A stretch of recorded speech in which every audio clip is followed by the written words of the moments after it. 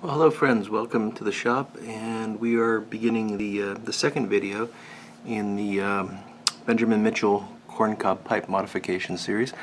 And in this video we're going to be working on the Cob stummel, if you will, separating this from the Missouri Meerschaum shank and getting some shaping done. So to begin with, the first thing that I need to do is get the shank off, and there's a couple different ways you can do that. You can just wiggle it around until it breaks out. You could cut it off and drill it out. You can use heat and soften the glue. What I'm actually going to do is I'm going to take a Forstner bit, and this is a 3/4 inch. It just barely misses fitting in the chamber. I don't know if you can see that or not. So this is very close to 3/4 of an inch across. So this will widen the chamber out a little bit. More importantly for me, it will make the chamber diameter consistent all the way down. It will get rid of that shank extension that you see there in the bottom and sort of square off the bottom of the pipe as well. So I'll do that, and then that removes a lot of the gripping power of this shank, so it becomes much easier to take off. At that point I will probably apply a little bit of heat and use it to soften up the remaining glue and pull this out, and then we'll be left with just the bowl. Now that 3/4 of an inch is important because, as you'll see, I'm going to use that to jig this onto the lathe in order to do the shaping. So I'll drill out the inside and be back in a few minutes.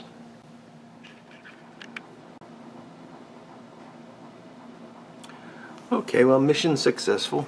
We drilled out the inside of that, and hopefully you'll be able to see that we now have a nice flat bottom. We're able to remove the shank with a little bit of heat, and see some of the glue still stuck to the shank there where it was sitting in. So this came out pretty easily. One sort of problem is that we get a little bit of charring here from the heat gun, but that's okay. That's going to be sanded down, and this is all going to be stained anyway, but that will sand out. So this is good. Now we've got a bowl that we can begin to shape.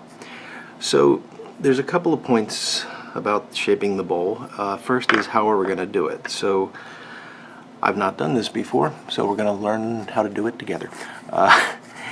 The first thing I'm going to shape it on a lathe, and I'm not going to use turning tools because I think the cob is too brittle for that. But I'll be using sandpaper. I'll probably start with 80 grit sandpaper, which will be nice and coarse, and hopefully let me take this down pretty quickly and get it to shape. So to put it on the lathe, I'm going to have to make a mandrel that will hold it, and this is just a 3/4 inch, a piece of a 3/4 inch dowel that I will get the friction fit in there, and actually it's pretty close. I'm going to turn this down just a little bit because I don't want to have too much pressure on this. I also don't want to get it stuck. Jeez, there we go. So it's a 3/4 inch hole and a 3/4 inch dowel, so it's pretty close to fitting. But I'm just going to take this down a little bit, and I'm also going to round the end a little bit so that it doesn't cause any damage.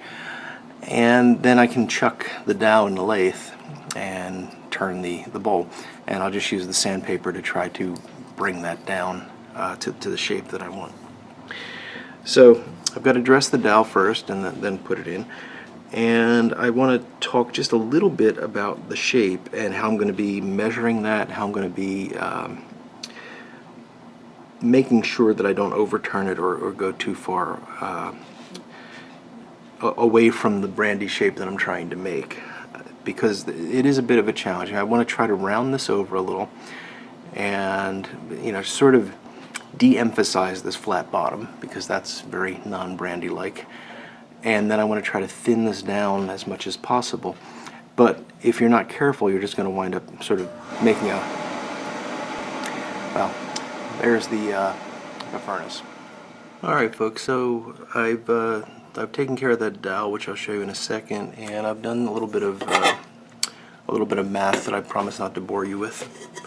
But what we've done here is, let's see if I can get this to a point where the numbers are legible for you. No, I don't think the lighting is going to be good enough for you to pick up on this. But basically I've used this picture that I showed you before, and I've measured Now these are the dimensions of the picture, not the dimensions of the original pipe. I don't really care about those because I'm just interested in proportions. So I measured the width of the bowl at the top, which is 1 1/4 inch, the maximum height here, which is 2 3/4 inches, and also the widest point, which is 3 inches. And that gives me the, sort of an overall measurement of the proportions of the bowl. And then I measured out the same numbers on the cob that I have here, and came up with this little drawing here, which you're probably not going to be able to see. Let me see if I zoom in a bit. Okay. Nothing terribly complicated here, very rough sketch. So the maximum width on that bowl is 1 5/8, and I'm probably going to try to maintain that. I don't want to make this any thinner than I have to. The height is 1 3/4, and we'll certainly try to keep that. Now, if you use these two numbers and use ratios to, use the numbers we got over here to figure out what the width of the top here should be, if it's going to be perfectly proportioned to this pipe, the top would have to be about 0.8 inches, which is, as you probably noticed, very, very slightly more than 3/4, which is 0.75 inches. And since the tobacco chamber is 3/4 wide, we are not going to be able to get to this 0.8. So the proportions are going to be off a bit. But what I'm basically going to do is chuck this on the lathe, and then keep this at 1 5/8, round this over as best I can, and then narrow this down to as thin as I'm comfortable, probably leaving the top about 1/8 of an inch on all sides. Right now it's about 1/4 of an inch, so that's going to be about half the thickness that we have, and we'll see how that works out. So to do that, let me move this all out of the way. To do that, as I mentioned, we have our dowel here. I've just sanded this. I've not done anything more than that. Sanded it, rounded the edge a little bit, and that now fits in here fairly tight and gives a nice friction fit. So we can chuck this in the lathe, and we'll have access to this guy here to turn it down. Well, not to turn it down, but to sand it down. So I'm going to go ahead and do that, and we'll see what we come up with.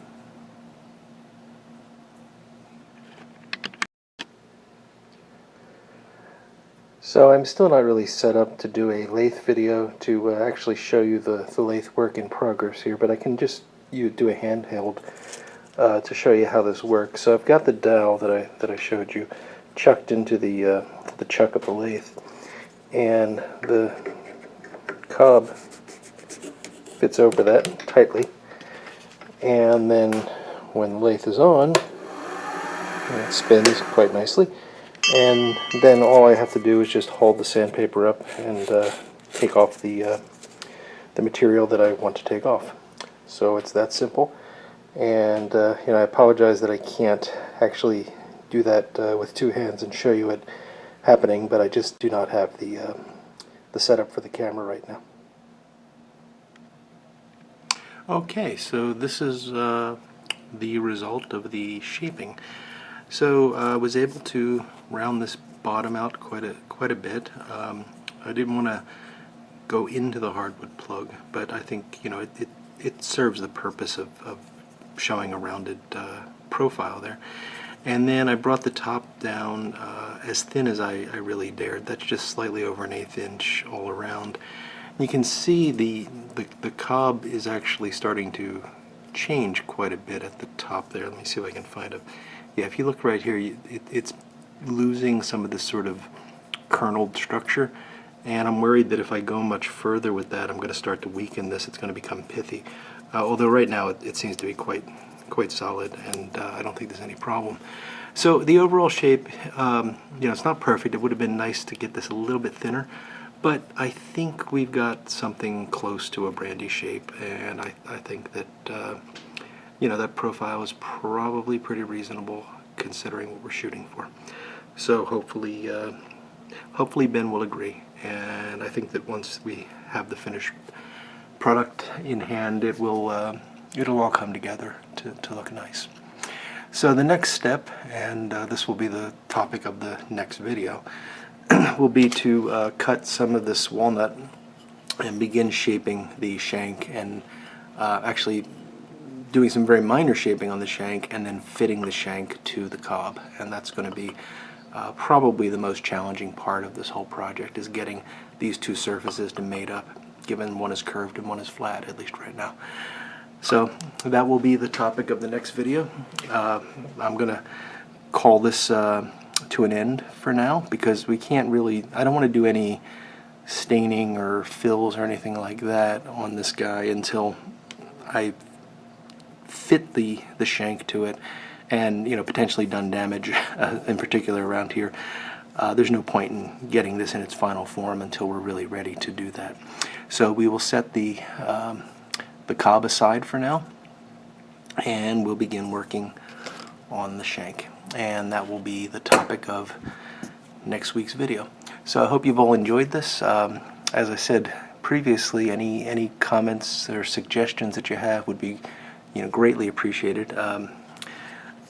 I'm kind of making this up as I go along, and I'm doing this in real time, so I will certainly incorporate your suggestions, and if I do incorporate your suggestions, I will certainly give you full credit for that. So please feel free to let me know what you think. So with that, I will say goodbye. You all take care, and I will look forward to talking to you again very soon. Goodbye now.